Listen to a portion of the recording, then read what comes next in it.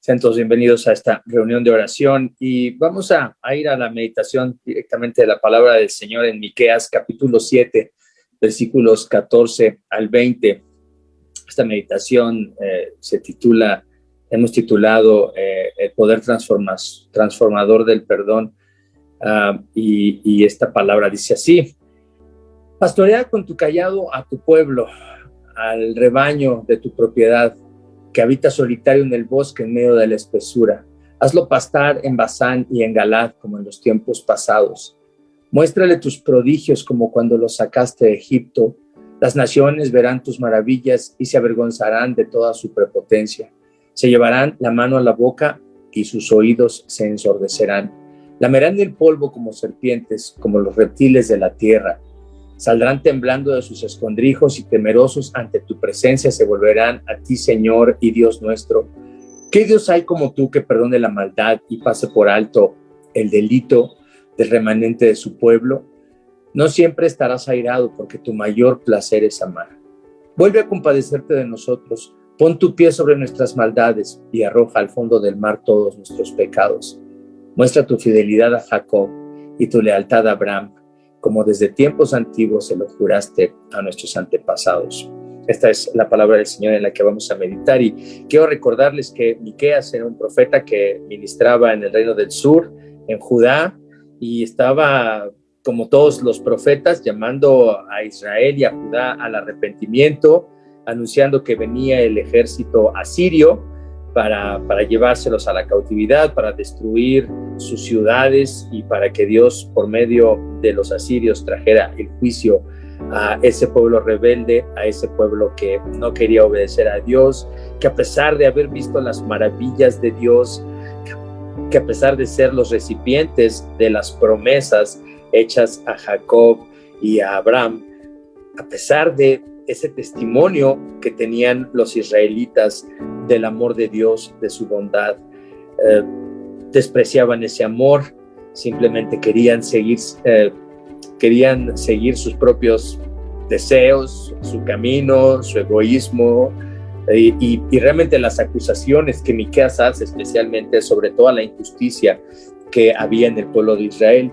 Pero después de que el profeta Miqueas expresa estas profecías de juicio sobre el pueblo de Israel, también en varias porciones del libro de Miqueas hay una promesa de restauración para el pueblo. Entonces, esto es un patrón que vemos constantemente en todos los libros proféticos, las profecías de juicio y luego las profecías, esas promesas de restauración. Y esta porción que he elegido hoy es esta porción que habla sobre la restauración para el pueblo, y empieza el profeta diciendo: pastorea con tu cayado a tu pueblo, al rebaño de tu propiedad, que habita solitario en el bosque en medio de la espesura. Hazlo pastar en Basán y en Galad como en los tiempos pasados. Prácticamente el profeta está diciéndole a Dios: Señor, vuelve a tratarnos con bondad, vuelve a darnos todas las bendiciones que nos habías dado antes, vuelve a mostrarnos tu amor. Y esto es algo que en lo que debemos de reflexionar, cómo el Dios de la Biblia, este Dios que se revela en la Escritura, es un Dios al que podemos acercarnos a pesar de nuestra condición de pecadores, a pesar de nuestra rebelión en contra de Él. Podemos acercarnos a Él, especialmente cuando reconocemos que Dios es el que busca de entre las naciones a las personas que Él ha elegido, y en este caso a los israelitas, y levanta un pueblo para que ahí en medio de ese pueblo se honre su nombre, y ahí en medio de ese pueblo el Señor haga maravillas y el Señor muestre su poder y muestre su plan de salvación para la humanidad. Y así es que, a pesar de todo lo malo que han hecho los israelitas, el profeta pide en nombre del pueblo esta oración en la que solicita a Dios que vuelva a bendecir a su pueblo, que vuelva a tratarlo con amor y que vuelva a darle todo en abundancia como antes. Y por eso dice, hazle pastar en Basán y en Galaad como en los tiempos pasados. Y luego dice en el versículo 15, muéstrale tus prodigios como cuando los sacaste de Egipto. Las naciones verán tus maravillas y se avergonzarán de toda su prepotencia. Se llevarán la mano a la boca y sus oídos se ensordecerán. Entonces, también el profeta vuelve a recordar la salvación que el Señor ha mostrado para su pueblo Israel al sacarlos de Egipto. Y para nosotros como cristianos, obviamente esta figura, esta imagen de Egipto es un recordatorio de la condición en la que estábamos antes de que Cristo viniera a nuestras vidas, y cómo Dios nos ha sacado de esa esclavitud al pecado en la que vivíamos, de esa idolatría incorregible de nuestros corazones, como aquella cultura incorregible de ídolos que era Egipto. Y ahora por medio de Jesucristo nos ha liberado, nos ha sacado de esa condición en la que vivíamos ciegos, en la que vivíamos odiando a Dios y odiando a nuestro prójimo. Y dice el profeta, muestra tus prodigios como cuando los sacaste de Egipto. ¿Qué señal más maravillosa, qué señal más milagrosa, qué señal más poderosa nos puede dar el Señor a nosotros que el rescatarnos de nuestra necedad, que el salvarnos cuando éramos sus enemigos y por la gracia de Cristo atraernos hacia Él y adoptarnos como hijos suyos y mostrarnos su amor y guiarnos a su palabra y revelarnos la condición de nuestros corazones y darnos una esperanza, no solamente para esta vida, sino una esperanza para la vida eterna, una esperanza para la vida venidera, una esperanza en la que sabemos que un día tendremos la vida que siempre hemos anhelado tener de este lado de la historia de la redención. Un día nuestros más profundos anhelos, nuestros más profundos deseos serán saciados en la presencia del Señor. Y dice el versículo 16, las naciones verán tus maravillas y se avergonzarán de toda su prepotencia. Muchos comentaristas hablan de que esto es una imagen del juicio que Dios va a traer al final de los tiempos sobre todas las naciones que no se han arrepentido, que no han venido al Señor, sobre toda la prepotencia, todo el poder humano, toda la soberbia humana quedará humillada un día cuando Cristo venga y entonces Él sea el único rey y Él establezca su reino para siempre. Y dice en el versículo 17, lamerán el polvo como serpientes, como los reptiles de la tierra. Y en esta imagen el profeta asemeja a todos los enemigos de Dios como estos reptiles, como estos animales inmundos que dice, saldrán temblando de sus escondrijos. Pero fíjense qué hace Dios con esos animales inmundos. Y temerosos ante tu presencia se volverán a ti, Señor y Dios nuestro. Muchas personas algunos comentaristas más bien dicen, no sabemos si realmente está diciendo que todos estos se van o que no todos, pero algunos de estos enemigos de Dios van a convertirse, van a ser transformados para poder aceptar que necesitan a Jesucristo como su Señor y su Salvador, o simplemente van a reconocer el poder de Dios y van a temer a Dios y van a ser condenados.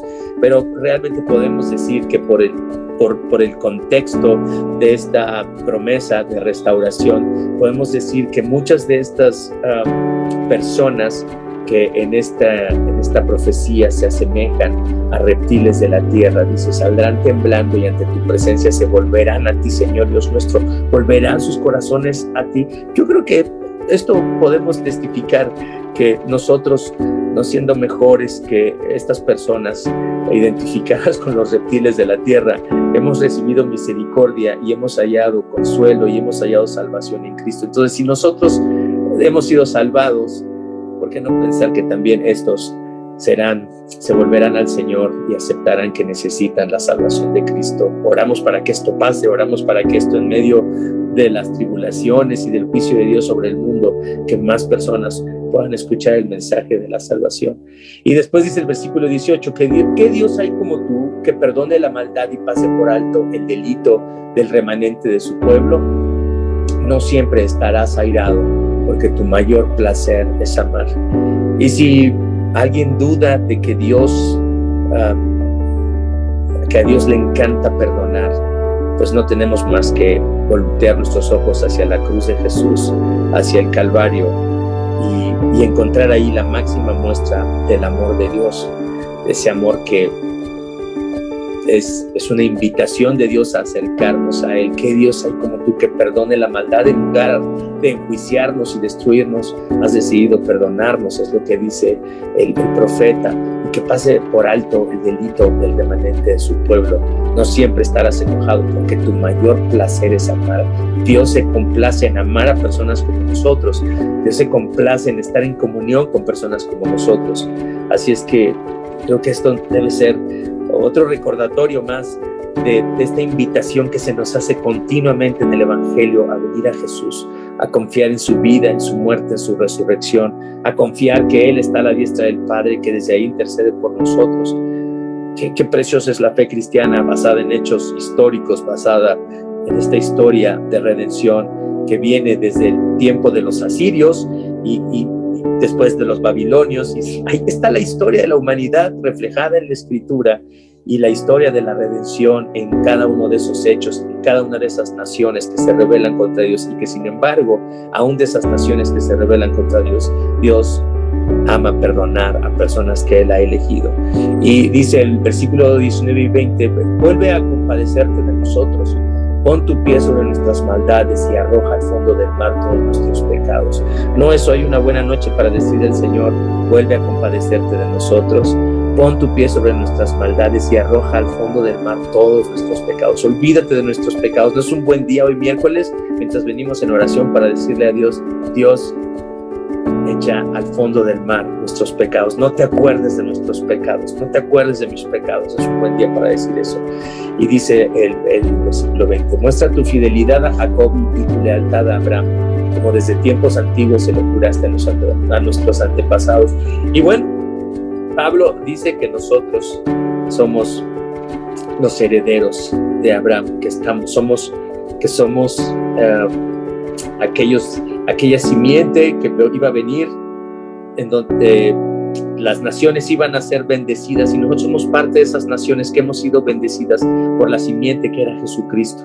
Ahí están las naciones representadas, ahí estamos nosotros, y nuestra fe en Cristo no empezó cuando Cristo nació. Cristo vino a cumplir todo lo que estaba profetizado acerca de Él. Todas las promesas hechas a Jacob, todas las promesas hechas a su abuelo Abraham se cumplen en Jesucristo.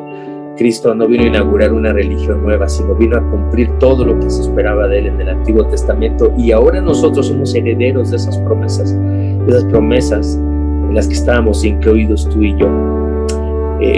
Creo que al recordar la bondad de Dios, su deseo de amarnos y su deseo de perdonarnos, tenemos que acercarnos a Él con toda confianza en esta noche. Y qué bueno que podemos decir, olvídate de nuestros pecados. ¿Y por qué se puede olvidar de nuestros pecados? Porque estamos en Cristo, porque hemos sido lavados con la sangre preciosa de Jesús, y podemos acercarnos al trono de la gracia y presentar nuestras peticiones, nuestras oraciones, poner delante del Señor nuestros planes, nuestros sueños, para que se cumpla lo que Él quiera, para que se haga su voluntad. Eso es lo precioso de venir a la oración hoy, de que dejamos que Dios haga su voluntad. Pedimos, clamamos a Él para que se haga su voluntad, confiamos en Él, Él se merece nuestra confianza. Vengamos al Señor en oración y seamos transformados por su perdón.